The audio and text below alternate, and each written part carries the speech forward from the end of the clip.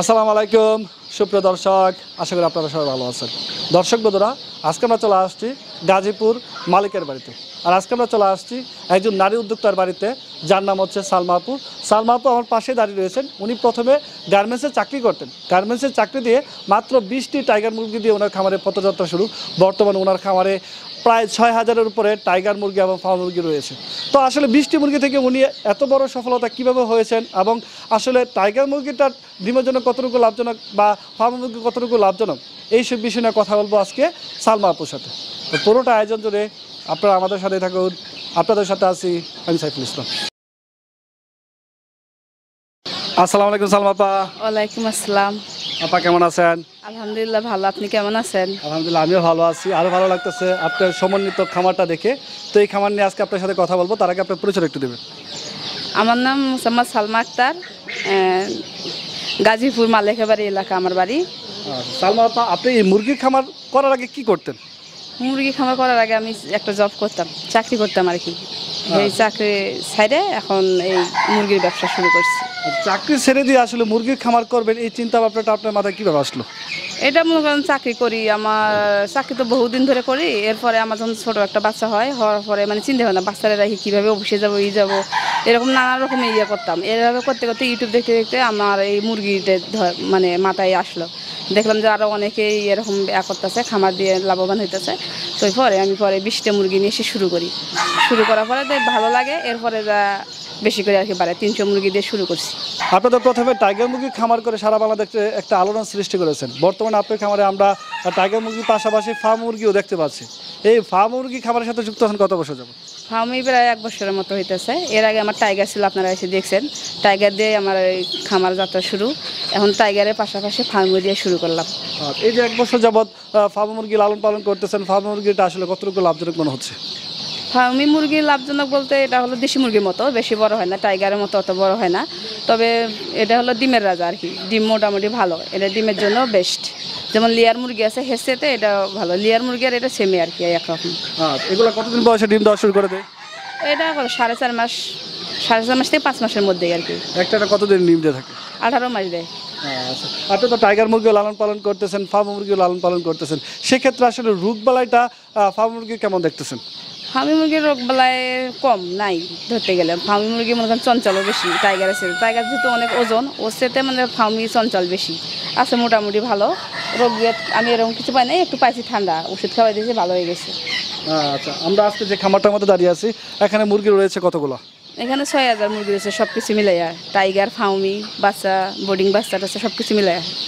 আচ্ছা, এই যে আপু আপনি চাকরি ছেড়ে দিয়ে এই মুরগির খামারের সাথে আছেন, এই বিষয়টা বর্তমানে আপনার কাছে কেমন লাগতেছে? আমার কাছে বর্তমানে অনেক ভালো মনে হইতেছে, মানে অনেক ভালোই লাগতেছে। ভালো লাগতেছে বলে তো মনে করেন অনেক কিছু ইয়ে করছি না। প্রথমে তো অল্প দিয়ে শুরু করছিলাম, মোটামুটি ভালো। আচ্ছা, যারা ডিমের জন্য মুরগি খামার করবে তারা আসলে টাইগার মুরগি লালন পালন করবে নাকি ফার্ম মুরগি করবে?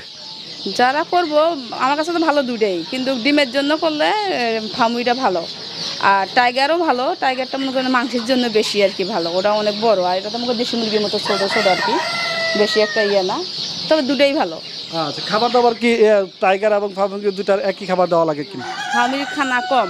ফার্মিরে মনে করেন এখন এই সব মুরগিরে আমি 90 গ্রাম করে খানা দিতেছি একটা মুরগিরে। আর টাইগারে খানা একটু বেশি যায়। এই 90 গ্রাম খাবার যে দিচ্ছেন, 90 গ্রাম খাবার দাম কত টাকা পড়তেছে? ওইতে 5-7 টাকা। 5-7 টাকা। জি। একটা মুরগির ডিম কত টাকা করে বিক্রি করতেছেন? একটা মুরগির ডিম 12 টাকা 13 টাকা ফার্মির মুরগি।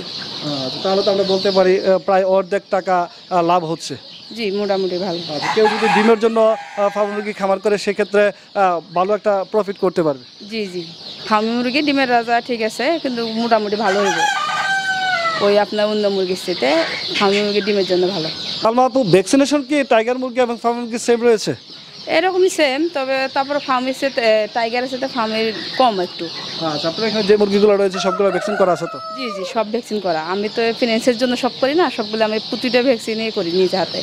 আচ্ছা, সালমা আপু, দীর্ঘদিন যাবত আপনি এই মুরগি খামারের সাথে যুক্ত আছেন, বলা চলে আপনি একজন অভিজ্ঞ নারী উদ্যোক্তা। শীতের মধ্যে অনেকেই বলে মুরগি লালন পালন করা খুবই কষ্টদায়ক, আপনি আসলে কি বলতে চান?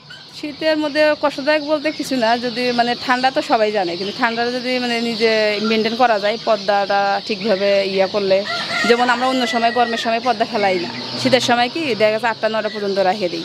একটু ই করি, আবার সন্ধ্যে থেকে আসর নামাজের পরে পর্দাটা ফেলাই দিলাম, তাহলে আমাকে ওদের মুরগিগুলো বাতাস একটু কম লাগে, যেমন মানুষের যেমন সেম মুরগিরও একটু যত্ন করলে ঠিক হয়। আর গরমের সময় তো মনে করেন স্টক করে অনেক টাইগার মুরগি বা এখন শীতের মধ্যেই ভালো আর কি, আমার হিসেবে শীতেই ভালো, মুরগি ভালো থাকে, কোনো ইয়ে নতুন থাকে করে না। যদি কোনো উদ্যোক্তা ফার্ম মুরগির খামার করতে চাই, সেক্ষেত্রে 1000 বাচ্চা দিয়ে খামার শুরু করলে ডিম পাড়া আগ পর্যন্ত তার কেমন টাকা পুঁজি ইনভেস্টমেন্ট করতে হবে?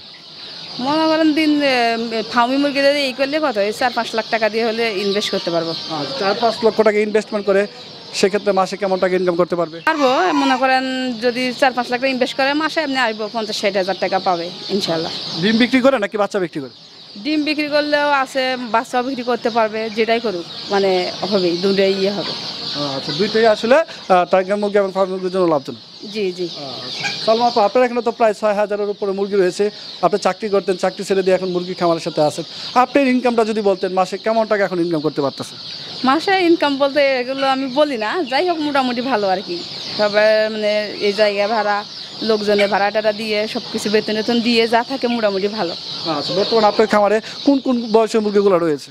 এখানে আছে আমার মনে করেন 10 দিনের বাচ্চা আছে, 15 দিন আছে, 20 দিন আছে, 0 বাচ্চা আছে এরকম। আবার ফার্মির 1 মাসই আছে, এবার ফার্মির 0 বাচ্চা আছে, বোর্ডিং সবই আছে। এই মুরগির খামার নিয়ে আপনার ভবিষ্যতে কি পরিকল্পনা রয়েছে? এই মুরগির খামার নিয়ে ভবিষ্যতে আরো বড় কিছু করতে চাই, মানে এখন যা দেখতেছেন তার চেয়ে আরো বড় কিছু করবো ইনশাল্লাহ। আচ্ছা সালমা আপু, আপনার সাথে কথা বলে আমার খুবই ভালো লাগলো। আসলে আপনি চাকরি ছেড়ে দিয়ে আপনি একজন নারী হয়ে যে এত বড় খামার তৈরি করেছেন এবং ভবিষ্যতে আপনি আরও বড় করবেন। আমরা চাই আপনি একজন বাংলাদেশের রোল মডেল হন, যে নারীদের মধ্যে আপনিও দেখিয়ে দিয়েছেন আসলে চাকরির চেয়ে একজন উদ্যোক্তা হওয়া অনেক লাভজনক, এবং আপনার জন্য সফল হতে পারেন সে প্রত্যাশা ব্যক্ত করে আজকে বিদায় নিচ্ছি। ভালো থাকেন, আসসালামু আলাইকুম।